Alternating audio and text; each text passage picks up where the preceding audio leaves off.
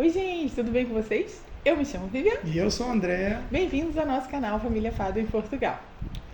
Gente, hoje nós vamos falar a respeito de um tema que várias pessoas estão com dúvidas, né? Sim. E vêm sempre nos perguntar a respeito, então resolvemos fazer um vídeo a respeito desse tema, que é o recibo verde, para esclarecer algumas dúvidas das pessoas. Mas antes disso, solta a vinheta, produção!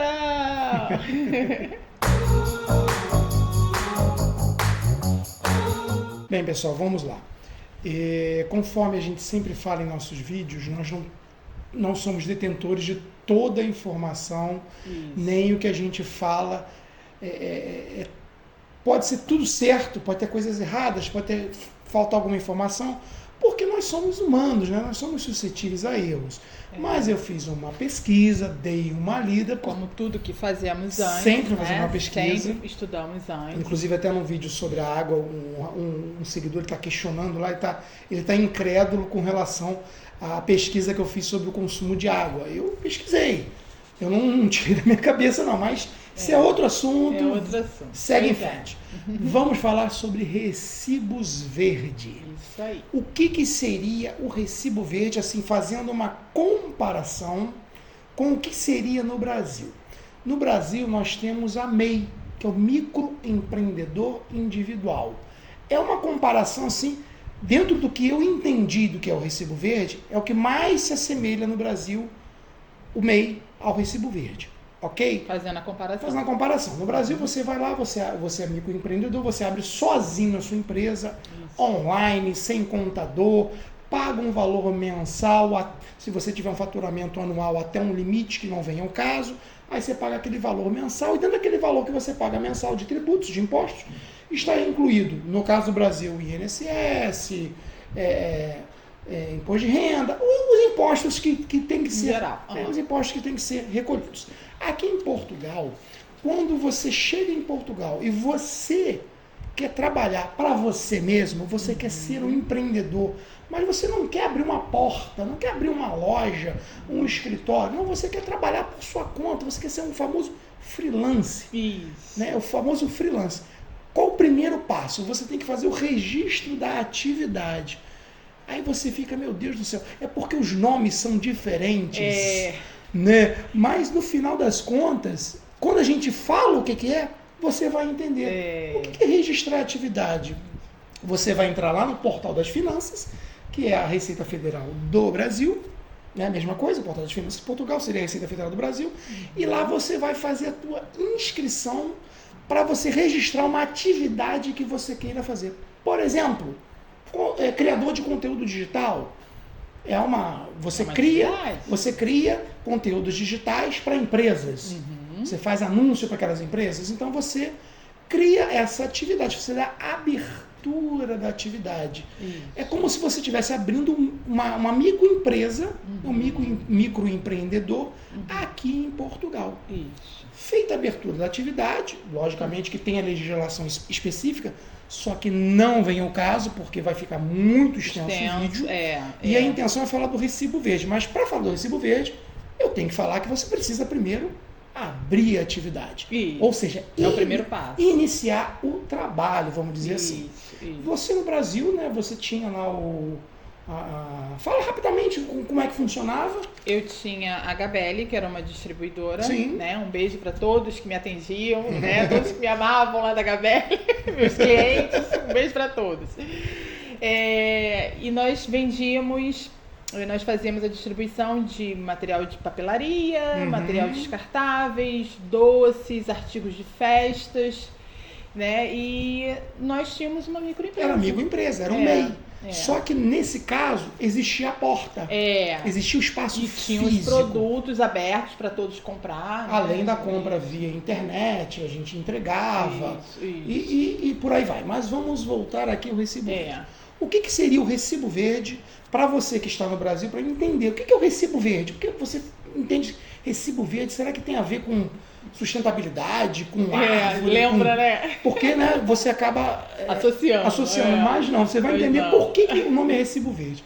O recibo verde, na verdade, seria a nota fiscal fatura que você emite no Brasil. Você prestou um serviço no Brasil, como microempreendedor, por exemplo, você vai emitir o quê?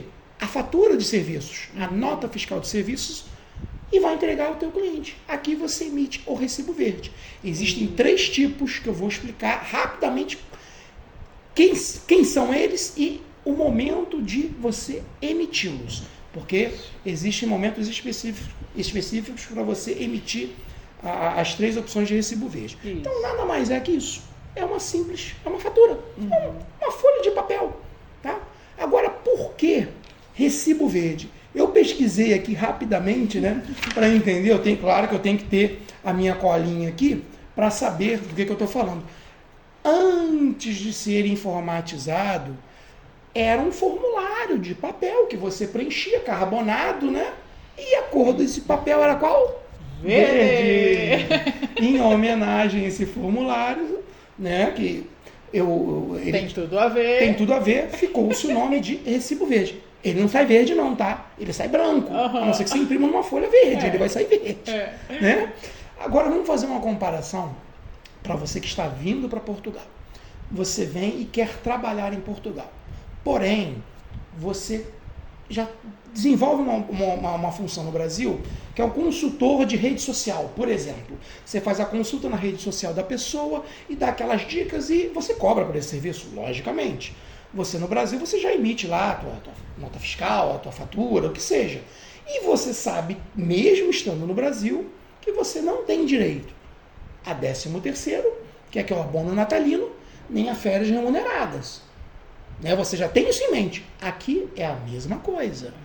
Você sendo freelancer, acredito que em qualquer lugar do mundo, você não vai ter direito ao seu abono natalino, a não ser que você faça aquela reservinha para quando chegar o final do ano você ter aquele dinheiro extra. E férias remuneradas você também não vai ter. Então você que está vindo tem que pensar bem o que você quer. Você quer um contrato de trabalho em que você tem esses direitos ou você quer ser um freelancer que você trabalha a hora que você quer, da forma que você quer e de onde você quiser. Então você tem que pesar, colocar na balança os prós e os contras, entre recibo verde e o contrato de trabalho. Né? Isso aí. Então, a vantagem é horário flexível. Você não tem a subordinação, né? Você presta o serviço, mas ele não é teu chefe, você não tem aquela subordinação de horário, tem que chegar naquele horário, trabalhar. Você tem que ter compromisso com você mesmo, compromisso em realizar o serviço a tempo e hora e entregar. Para isso tem que ter o quê? Disciplina. Disciplina e bom senso. Bom senso, exatamente. Não é verdade? Então, o que é preciso para eu começar a emitir o recibo verde? Logicamente, eu tenho a ideia do que você quer fazer. Isso é o principal. O que eu vou fazer? E você tem que fazer uma pesquisa. Qual o nicho de mercado que você vai atender? Se realmente a área que você está indo, a região que você está indo, a zona de Portugal que você escolheu, aquele nicho de mercado existe. Vai funcionar. Que não adianta nada. Vai ter rotatividade, vai te trazer retorno. Não adianta nada você ir para uma área rural em que existem implantações e você querer desenvolver ali naquela área, né, um consultor de redes sociais.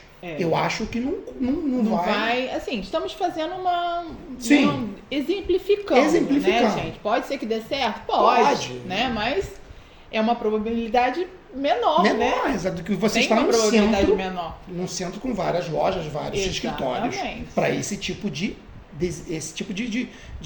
nicho de mercado. Isso. Ok?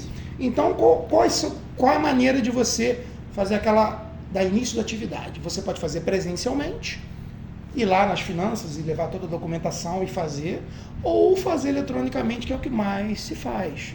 Porque você entra no portal das finanças através de um telemóvel ou de um computador. Eu sugiro entrar de um computador, que você tem mais opções e é mais fácil de você manusear o sistema. Né? E você ali vai enviar a documentação que eles pedem. Não vou entrar nesses detalhes, que documentos são. Vai fazer o teu cadastro e vai iniciar a tua atividade.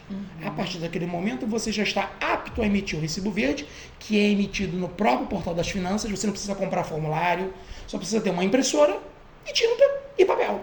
Isso. Você vai imprimir o recibo e vai entregar para o teu cliente. Nada mais que isso. E fazendo isso eletronicamente, depois que você faz a entrega de toda a documentação eletronicamente, você é direcionada para um site, né? E para um subsite, vamos dizer assim, você vai seguindo ali o passo a passo para concluir todo esse teu cadastro. Existem lá os códigos das atividades. Se não tiver o teu código, você vai botar um código geral e vai escrever exatamente qual a função que você desempenha, qual a prestação de serviço que você faz e por aí vai. E tem um detalhe, você precisa escolher o sistema de, vamos falar assim, de contabilidade.